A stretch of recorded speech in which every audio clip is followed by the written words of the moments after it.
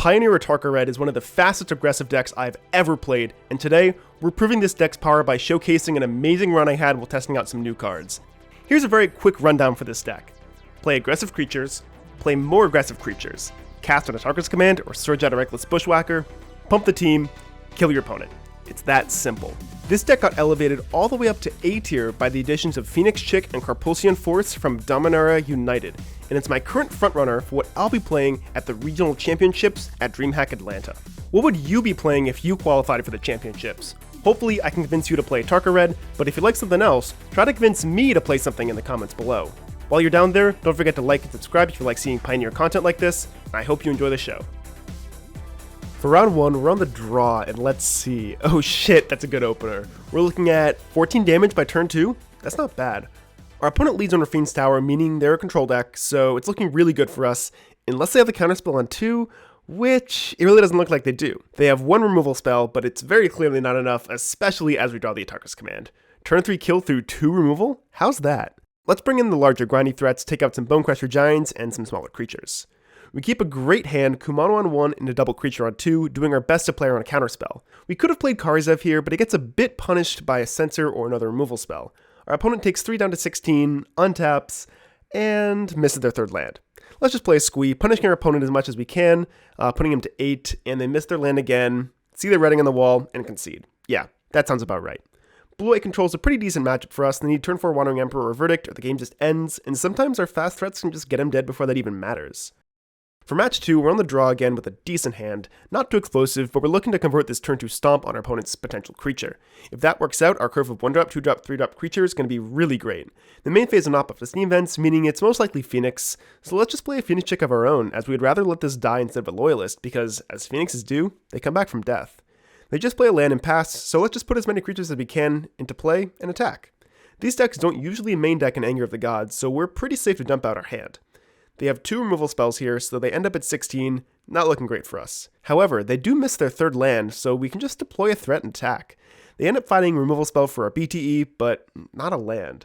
All we need to do is keep attacking and deploying threats, and the game just ends. In sideboarding, we again want our grindy threats, but we also want lava coils and rending volleys, as they're pretty effective at dealing with our opponent's creatures.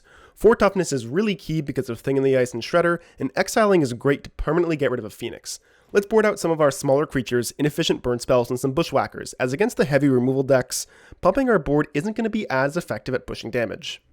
We have to mulligan a threat light hand, but we end up keeping a great 6. Top decking a Kumano makes it even better. They end up playing a Shredder on 2, so we have to think of sequencing here. I think the best way is to kill Shredder first, and then play the Swift Spear.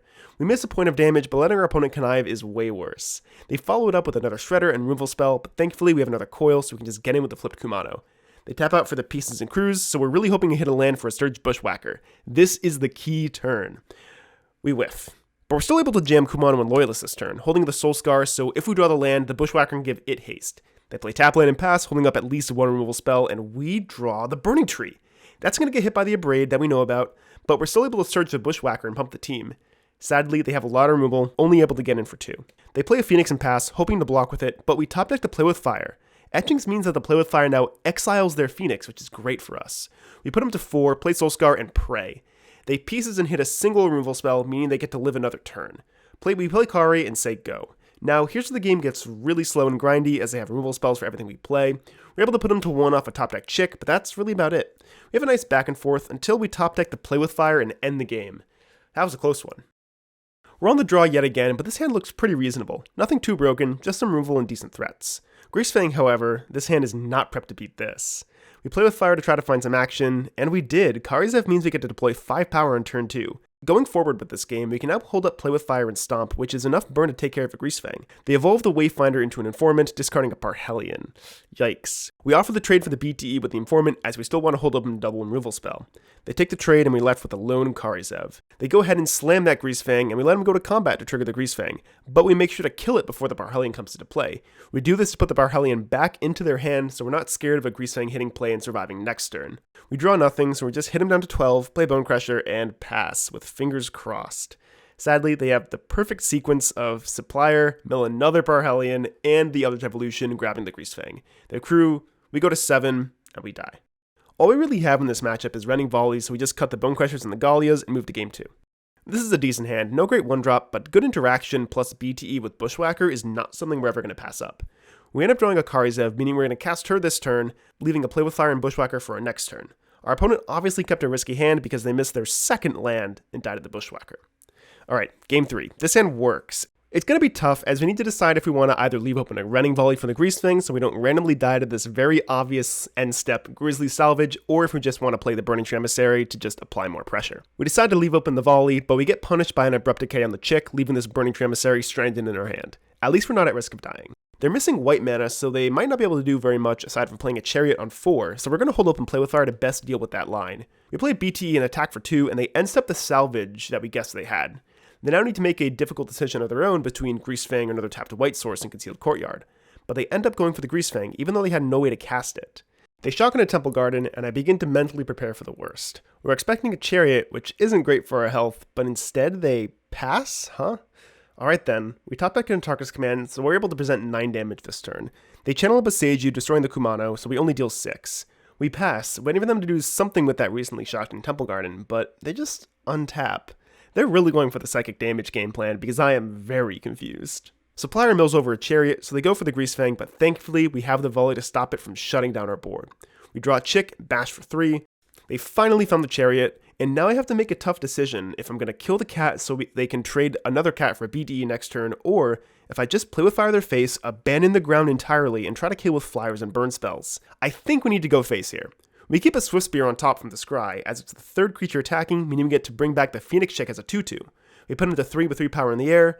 They need something really good here, which they do not have, and we get this really tough match.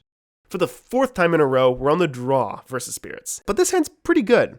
We lead on Kumano as always, but we end up drawing a 3rd land, meaning we get to go BTE plus Karizev this turn, and then next turn play Chicken to Bushwhacker. You guys know the drill by this point. They play a pretty large board, leaving back a 2/4 Supreme Phantom and a 3/3 Topplegeist. Obviously, we're not going to think about it, just attack. They do the math, however, realizing that if they just declare no blocks, they go to 4, untap, kill us. Sadly, we have to move to game 2.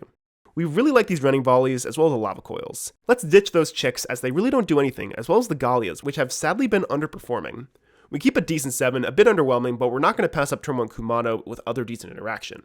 We then spend the next few turns just efficiently trading resources and searching out this Bushwhacker, as we begin to develop a bit more pressure. We end up in a decent spot here. We shock in the Stomping Ground and fire up the Den of the Bugbear, forcing our opponent to make some blocks and trades. We successfully get that Spell Queller out of their hand without it countering a spell of ours, and we put him to 3. It might be a little difficult to close this game, but we do put ourselves in a spot where we force them to trade off some Screechers and they go to 1. With double Atarka Waste, our opponent is going to have some trouble stabilizing here, so they just scoop it up. Now, this game 3 hand could fail. We have 4 removal spells, 3 lands, and not a great threat, because Bonecrusher Giant's most likely going to get countered. But Bonecrusher being a removal and threat makes me inclined to try to keep this while making sure this Bonecrusher Giant doesn't get got by a Rattlechains. We have to play a weird game of chicken for a few turns in order for that not to happen, but because I'm not really presenting any pressure and my opponent is, I'm going to lose this battle. I get ready to accept I'm going to have to get 2 for 1, but my opponent just runs out the Rattlechains for no value. With a sigh of relief, I kill the Rattlechains with a Stomp, put the Bonecrusher in the exile zone, and this game is now looking up. I jam the Bonecrusher into a pretty obvious Spell Queller, thinking it's okay if it gets countered, because later if I kill the Queller, I'll be able to recast the Stomp for free, but they just don't have it. They don't have anything. We get to attack with the Giant and pass with 6 removal spells and 1 Atarka's Command in hand. We kill the Sailor when they activate it, forcing them to present some more threats. They finally find a green source to cast these obvious Collected Companies, but it's a tap land in Botanical Sanctum, so we just end step an Atarka's Command. They Aether Gust my Bonecrusher Giant in response, so I just put it on top, draw, and pass. They deploy a lot of threats, but that's fine, we have more than enough removal spells. We wipe away all their important pieces on board, redeploy the Giant. All they do is draw with Sailor and pass. This game is really weird. We attack, they chump, so we just pass, and on their end step, we decide to jam both these Atarka's Commands. They respond to the first one with a Coco, which finds a Skyclave and a Wanderer. Skyclave kills the Bonecrusher Giant, but we just kill it with an uncounterable Running Volley to get the 3/3 back. Drawing a Kumano means we now have lethal in hand, so let's just force a chump block, play Kumano, and upkeep that Atarka's Command for the win. That was a really strange game. Every round this league we've been on the draw, but we're not going to let that stop us from getting that trophy. This hand is a bit too land heavy, but it presents a lot of power quickly, so I think I'm going to keep it. Our opponent, however, leads on Swamp into Thoughtseize.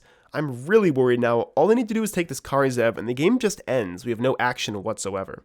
They then take this really weird line. Instead of snagging the Karizev, they click the concede button. I sit there confused until I look at how many cards are in their hand and see the number 1. Yeah, okay, that makes sense. Let's move to game 2. We don't exactly know what's going on here, so I decided to board like I'm playing against Rakdos midrange, bringing in the Hazards, squeezing coils, taking out some bushwhackers and Gallias. Let's hope I guessed right, because if this is something like Greasefang again, we kinda lose on the spot. Well, that's when Verdant Tomb. Uh-oh. Thankfully, we have the Legion Loyalist, which is going to be great at getting around Chariot and Parhelion token blockers, so we might stand a chance. They have Witherbloom command to kill my Loyalist and look for a land. Not great. They don't end up finding one, but they do put a Sky Sovereign, a Chariot, and a Greasefang in their yard. Yikes. Can't do anything else besides playing a Karizev, so we just accept our fate as they Greasefang us right out of this game. Now we have a chance to change our sideboard into the same plan we performed in round 3, and we move into the last match of this league. We have a very good hand, Kumon on 1 and a double creature on 2. We're looking to draw a good piece of interaction, or another 1-drop creature to enable Surge. Even a Play with Fire would be able to stop a Greasefang here, as a Soulscar Mage would just put the -1/-1 counters on it, meaning it can't crew up a Parhelion. Thankfully, we draw the best card in our deck in this spot, Legion Loyalist, and use it to surge out the Bushwhacker and attack. This means our opponent can't use their Informant to trade with any of our creatures, and next turn, their tokens for Parhelion won't be able to even block our team. They block, but they're still taking 10 damage down to 7. Even if they play the Greasefang and crew, they're still taking 8 and dying. Let's see what they have. It's just a Greasefang, thank God. They technically can live here by not crewing and going to blocks, but not only do they decide not to do that, I also top deck the Atarka's command to rub in the lethal. What a league. If you enjoyed this deck, don't worry, I have a lot more content planned here on YouTube and on my Twitch. So make sure you're subscribed on both platforms so you can see the newest additions to my personal favorite archetype. Thanks for watching, guys.